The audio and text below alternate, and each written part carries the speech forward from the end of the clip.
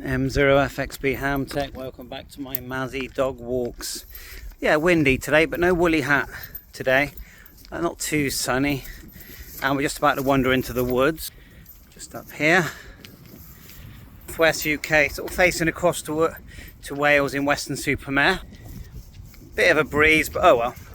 So today we're going to talk about learning. I've had some messages. Some people, they get a new radio, they start to learn to program it and do firmware.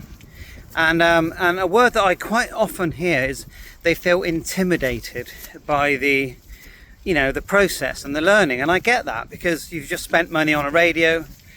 The famous term is you don't want to brick it, which is scary. If you spent £50, £100 on a radio, £200, you don't want to do the wrong thing, and then when you turn it on, nothing happens, and you get that black screen, and you get that horrible feeling inside that you've broken it permanently. So the first thing I'll say is most radios, if you're talking Bofan, Quashang, all those type radios, you can't really brick them. You can load firmware, and then you'll get the black screen effect. Nothing happens. But generally, if you reload the firmware, you can bring it back to life. I found that with the Quashang.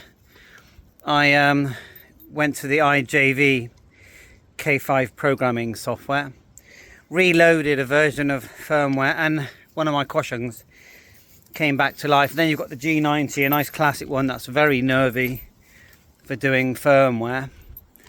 But once you rerun it again, and that one is confusing because you've got to do the main head unit and the main unit, which is the body, and the head unit.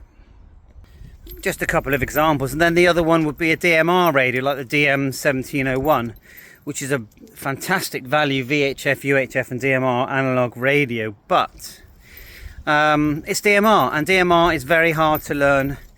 And it's not that it's hard that you need to be clever, it's nothing to do with that, but you need to put the time in, and you need to put a lot of effort in. And we're not used to doing that with our ham radios and our CBs. We turn them on, we type the frequency. If it's a repeater, we can add a shift and CTCSS, and we're up and running in minutes.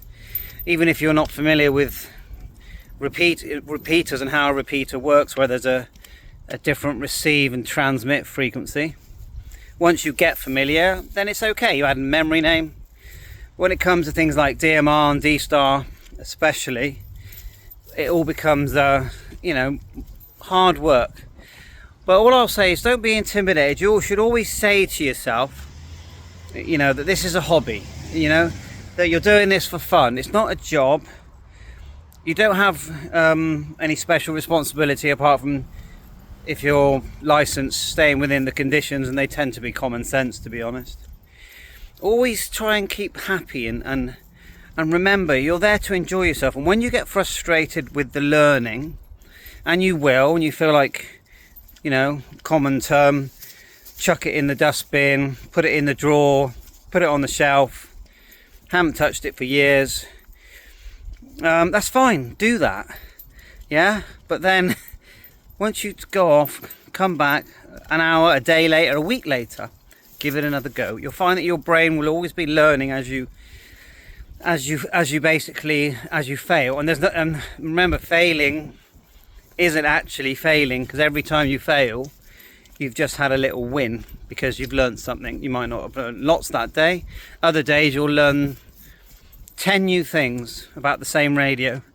Another day you'll learn one, or you'll even go backwards steps and forget a few, but you'll always learn something, and something will trigger in your brain, and you just got to stick at it. Now I'll get a radio, and I'm no different than you, but I persevere. I never give up. I might give up for a few days or even a few weeks, but I'll always come back to it. Sometimes I go back after a year, or I'll keep dipping at it and keep trying, and then I'll see a video, or I'll see a post, I'll see some information, I'm like, yes, that's the bit of information I've been looking for the last 2 years, 2 months, 2 weeks. So I'll just end it by saying, remember, it's a hobby for enjoyment, for making you happy, for making you feel good. That's why I always say, don't buy the radios you think you need. buy the radios you like. Buy the radios that you're going to get pleasure from. Because money doesn't, having an extra, I don't know, £100 bank account, and I'm not talking, you know, if you've got money problems, I don't mean that. But if you can afford it, having a higher figure in the bank account is never going to give you the pleasure of a radio that you like to tinker with if you are, you know, passionate about your hobby. 7-3, bye for now.